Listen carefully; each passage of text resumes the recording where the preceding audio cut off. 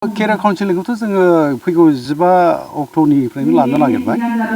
जोंनि गासै गार्जेनफोर आरो फरायसाफोरखौ जोङो बबे आयदायाव जोंनि गथ'फोरखौ जोङो फोरोंनो हायो, मोजां मोनसे दानि मुगाजों गोरोबनानै थांनानै थानायाव गावनि आथिंखौ गसंहोनो हायो, बिनि थाखाय डाउन टाउन इउनिभार्सिटि गुवाहाटीनि बेजों जोङो सावरायलायनायनि गेजेरजों बिथांमोना जोंनाव फरायसा बिफाय थादोंमोनखाय जोङो बिसोरखौ हरनायनि सिगां एसे गार्जेनफोरजों आरो जोंनि फरायसाफोरजों मोनसे सावरायनायखौ जों लाग्रोनो नागिरदों आरो बेयो फैगौ 15 मार्चआवहाय जोंनि बे माबायाव जागोन।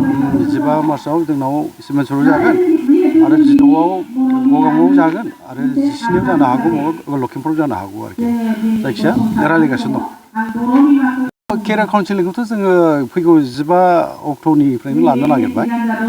जोंनि गासै गार्जेनफोर आरो फरायसाफोरखौ जोङो बबे आयदायाव जोंनि गथ'फोरखौ जोङो फोरोंनो हायो, मोजां मोनसे दानि मुगाजों गोरोबनानै थांनानै थानायाव गावनि आथिंखौ गसंहोनो हायो, बिनि थाखाय डाउन टाउन इउनिभार्सिटि गुवाहाटीनि बेजों जोङो सावरायलायनायनि गेजेरजों बिथांमोना जोंनाव फरायसा बिफाय थादोंमोनखाय जोङो बिसोरखौ हरनायनि सिगां एसे गार्जेनफोरजों आरो जोंनि फरायसाफोरजों मोनसे सावरायनायखौ जों लाग्रोनो नागिरदों आरो बेयो फैगौ 15 मार्चआवहाय जोंनि बे माबायाव जागोन। 15 मार्चआव जोंनाव सिमेन्सराव जागोन आरो 16आव गगामुआव जागोन आरो 17आव जानो हागौ माबा लखिमपुराव जानो हागौ आरोखि। जायखिया रायज्लायगासिनो दं।